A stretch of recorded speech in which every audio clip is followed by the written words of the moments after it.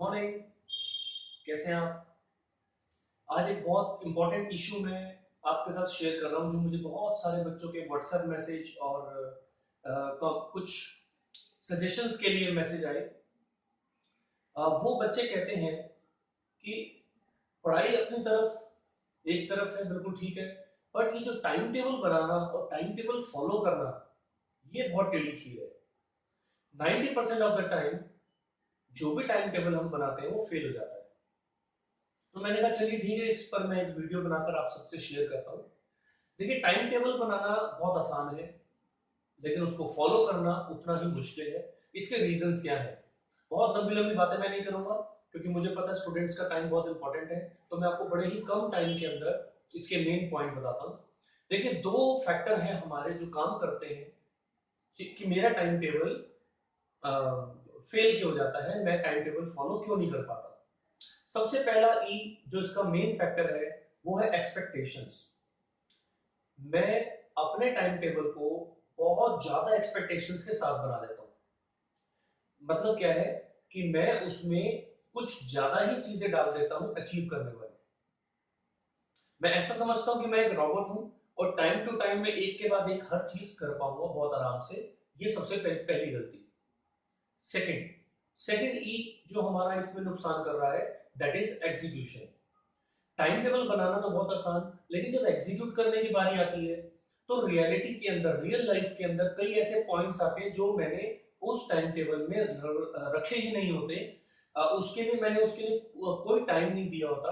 और जब वो कुछ हिंड्रेंसेस आती हैं, कुछ रुकावट आती है, तो मेरा टाइम टेबल बिखर जाता है। बात समझ में आ गई? पहला, मैं टाइम टेबल को ज्यादा ही हाई एक्सपेक्टेशन के साथ बना रहा हूँ। सेकंड, मैं उसकी एग्जीक्यूशन खराब कर रहा हूँ। अब एग्जीक्यूशन खराब होने के रीजन क्या है? एक्सपेक्टेशन को ज्यादा, जैसे आप पहला पॉइंट था हमारा एक्सपेक्टेशन, तो एक्सपेक्टेशन को कम करने का पॉइंट क्या है कि मैं टाइम टेबल के अंदर रियलिस्टिक फॉर्म में आज इस वक्त मैं जितना पढ़ता हूँ टाइम टेबल के अंदर, उससे 25% 30% में ज्यादा पढ़ाने का टारगेट लेके चलूं तो अच्छा है। कई बच्चे 200% एक्स्ट्रा कर देते हैं कि अभी तो हम 3 घंटे पढ़ पाते हैं, टाइम टेबल ऐसा बनाते हैं कि हम 7 आवर्स या 8 आवर्स की स्टडी कर पाएंगे। तो एकदम से तो ये पॉसिबल नहीं होगा। देखिए, आपका माइंड भी ऑलरेडी एकस्टम्ड है एक लेवल तक पढ़ने को, आप उसको ग्रेजुअली बढ़ाइए ना। इसका एक एग्जांपल देता हूँ। आपको मैंने 100 ग्राम वजन दिया या 2 किलो वजन दिया, आपने आराम से उठा लिया। एक हफ्ता आपने 2 किलो वजन उठाया, या एक महीना 2 किलो उठाया, और मैं उसके बाद सीधा 20 किलो डाल देता हूँ, तो मुझे नहीं लगता आप उसको उठा पाएंगे, बल्कि आपको इंजरी हो जाएगी। आप 2 का 4 करेंगे, 4 का 6 करेंगे, gradual with in a month और 2 मंथ्स आप 20 kg को आराम से उठा पाएंगे। लाइकवाइज, स्टडी आप अभी तक कर रहे हैं 2 घंटे की, टाइम टेबल में आपने बोला मैं 7 घंटे पढ़ूंगा, नहीं हो सकता। आप टाइम टेबल को, आज अगर 2 घंटे पढ़ रहे हैं, टाइम टेबल ऐसा बनाइए कि मैं 3 घंटे कैसे पढ़ सकता हूँ। तीन का भी 2.5 घंटे पढ़ेंगे, घबराना मत, कोई बात नहीं।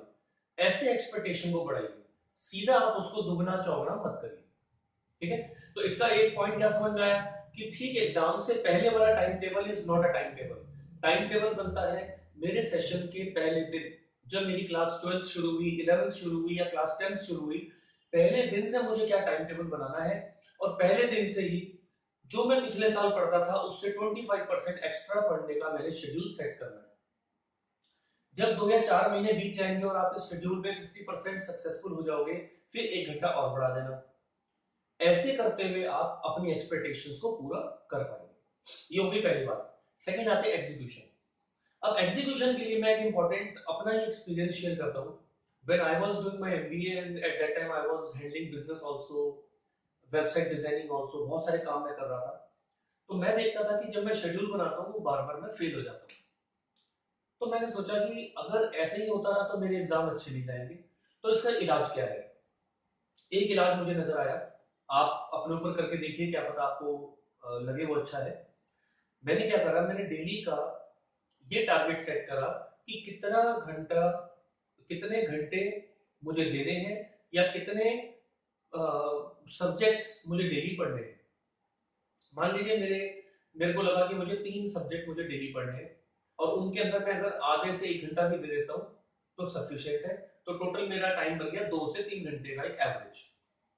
अब मैंने क्या करा, मैंने एक शेड्यूल बनाया, ठीक है, डेली शेड्यूल, एक्सेल के अंदर एक शीट बनाई।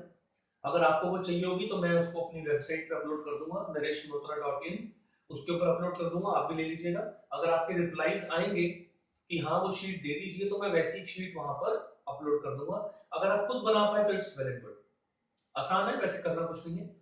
मैंने उसमें क्या करा, ऊपर अपना शेड्यूल लिखकर पहले तो मैंने इधर सब्जेक्ट लिखे लेफ्ट साइड पे। अगर आप ऐसे शीट देख रहे हैं अपने सामने, तो शेड्यूल ऊपर लिखकर यहाँ मैंने सब्जेक्ट्स लिखे, कौन कौन से मेरे सब्जेक्ट है। सब्जेक्ट के बाद मैंने यहाँ पर 1 2 3 4 5 6 7 8 9 10 ऐसे करके डेट्स डाली, ठीक है। सब्जेक्ट के बाद जो सेकंड कॉलम था उसमें मैंने लिख दिया द मैक्सिमम टाइम और the minimum time which I want to devote to this subject. मान लीजिए 1 घंटा, आधा घंटा, कुछ ऐसा हो गया। मैंने उसको मिनट्स में लिखा, सारा ये टारगेट मिनट्स में। अब उसके बाद आ गया 1 2 3 4 5, ये सब है डेट्स। आज 15 तारीख है तो 15 वाले कॉलम में देखना है। अब करता क्या था मैं, पूरे दिन में जब मर्जी टाइम मिले, कोई ये नहीं कि 4 बजे अकाउंट्स पढ़नी है या 5 बजे मुझे बिजनेस इकोनॉमिक्स पढ़नी है, मुझे वर्क एथिक्स पढ़ना है, मुझे ऑर्गेनाइजेशनल क्लाइमेट पढ़नी है, ऐसा कुछ भी नहीं। जो सब्जेक्ट यहाँ लिखे हुए हैं, आगे मैंने टाइम लिखा है, मुझे रात को टाइम मिल रहा है, दोपहर में मिल रहा है, सुबह मिल रहा है, मुझे 1 घंटा उसको देना है, चाहे मैं वो 3 बार दूं, 3 बार टुकड़ों में करके दूं या एक साथ दे दूं, मैं वो 1 घंटा उसको देता था। इससे क्या हुआ कि जो मैं यहाँ शेड्यूल का टारगेट लिखता था, वो 70 to 80% मेरा पूरा हो जाता था। इससे मेरा फायदा होने लग गया कि मुझे टाइम बाउंडेशन अब मिल गई, जब मर्जी पढ़ना है। हाँ ये जरूर है, रात को 10 बजे एक डेडलाइन रखी हुई है कि रात को 10 बजे तक ये सब पूरा हो जाना चाहिए। और अगर 10 बजे मैं चेक करता था क्या ये पूरा नहीं हुआ, तो जो जो चीज रहती है उसको रात 10 से 12 के बीच में पूरा करने के बाद ही सोना है। देखिए अब आप एक इंपॉर्टेंट चीज देखिए, मैंने अपने शेड्यूल में, ये कहीं मैंने पढ़ा नहीं है, मैंने खुद अपनी तरफ से कोशिश करी कि ऐसा करूं और ये अच्छा कामयाब हुआ। मेन चीज क्या है, हमें जब हम सुबह उठते हैं तो हमें 1 घंटे का बफर रखना चाहिए। बफर मतलब प्रिपरेशन टाइम। सुबह उठते हैं आलस होता है, कई बच्चे शेड्यूल में लिखते हैं सुबह 6 बजे पढ़ने बैठ रहे हैं, उठते कितने बजे, पौने 6 बजे, पौने 6 का सवा 6, सवा 6 का साढ़े 6, शेड्यूल खत्म। और एक बार आप अपने शेड्यूल से लेट उठे, आपका मन ही नहीं करेगा पूरा दिन पढ़ने का, क्योंकि माइंड में एक पॉइंट आ गया यार आई हैव फेल्ड। बात समझ रहे? मॉर्निंग में उठिए, आपने फ्रेश होना है, नहाना है, ब्रश करना है, कुछ स्नैक्स लेने हैं, हल्की सी सैर करनी है, इन सब के लिए 1 1.5 घंटा मॉर्निंग में रखिए आराम से। कोई जल्दी नहीं है, आपने सुबह उठ के कोई झंडे नहीं गाड़ लेने, क्योंकि आप उठना भी नहीं है आपने, तो क्यों ना वो टाइम को रिलैक्स किया जाए। मान लो पौने 6 नहीं उठ पाए, कोई बात नहीं, सवा 6 उठ जाएंगे, पढ़ना तो 7 बजे से है, कोई टेंशन नहीं। हाँ ये नहीं कि बस फिर सोते ही रहो यार यार कोई टेंशन नहीं, मैंने तो 1 घंटा रखा हुआ है। ये 1 घंटा आपको तैयार होने के लिए, आप उठेंगे, तैयार हो जाएंगे, नहाएंगे, मुंह पर पानी के छींटे मारेंगे, कुछ खाएंगे, तो माइंड चार्ज हो जाएगा, यस मैं कुछ करने के लिए अब तैयार हूं। और रात में एग्जैक्ट सोने से पहले आपका शेड्यूल खत्म नहीं होना चाहिए, आपका शेड्यूल खत्म होना चाहिए सोने से 2 घंटे पहले तक, ताकि पूरे दिन में कई ऐसे फैक्टर भी आएंगे, कई ऐसे सर्कमस्टांसेस आएंगे जिसको आप कंट्रोल नहीं कर सकते और जो आपके शेड्यूल को बिगाड़ सकती है। कोई बात नहीं, रात के 2 घंटे मेरे पास बफर है। 10 बजे के बाद अगर मुझे लगा यार पूरा दिन मैं ये चीज नहीं कर पाया, मैं फेल हुआ, कोई बात नहीं, हम 10 से 12 के अंदर उसको खत्म कर देंगे और चैन की नींद सोएंगे, क्योंकि रात को जब आप सोओगे आपके मन में एक पॉजिटिव एनर्जी, सेटिस्फेक्शन रहेगी, अरे मजा आ गया यार मेरा शेड्यूल पूरा हो गया। इस पॉजिटिव एनर्जी के साथ आप अगली मॉर्निंग उठेंगे, अरे कोई टेंशन नहीं है, मैं 6 बजे उठ रहा हूँ, पौने 6 उठ रहा हूँ, साढ़े 6 उठ रहा हूँ, कोई टेंशन नहीं है, मुझे 7 बजे पढ़ना है। हम अपने माइंड को पॉजिटिव फीडबैक दे रहे हैं, you are doing great, you are great, you are a champion. और पुराने शेड्यूल में जहां बिल्कुल पॉइंट टू पॉइंट हमने शेड्यूल मैच किया, वहां हमारे माइंड को लगातार गालियां मिल रही हैं, अबे क्या करा तूने, तैयार नहीं हुआ, काम नहीं किया, अरे यार वो शेड्यूल फेल हो गया, वो सब्जेक्ट तो पढ़ा नहीं। उन टेंशन में जो बाकी बचा वो भी नहीं पढ़ते, राइट। तो आई होप आपको ये काम करेगा, आप इसे करिए। फिर भी अगर कोई आपको प्रॉब्लम आती है आप मेरे साथ शेयर कर सकते हैं। और एक बढ़िया बात क्या है, जैसे मेरे कई वीडियोस में आपने भी देखा होगा, जो नीचे कमेंट सेक्शन है, मेरे कई स्टूडेंट्स वहां पर अपना क्वेश्चन लिखते हैं, मेरे से पहले कोई और स्टूडेंट उनका जवाब भी दे देता है। तो ये बहुत ही बढ़िया चीज है और मैं चाहूंगा कि आप सब इसमें कंटिन्यू रहें।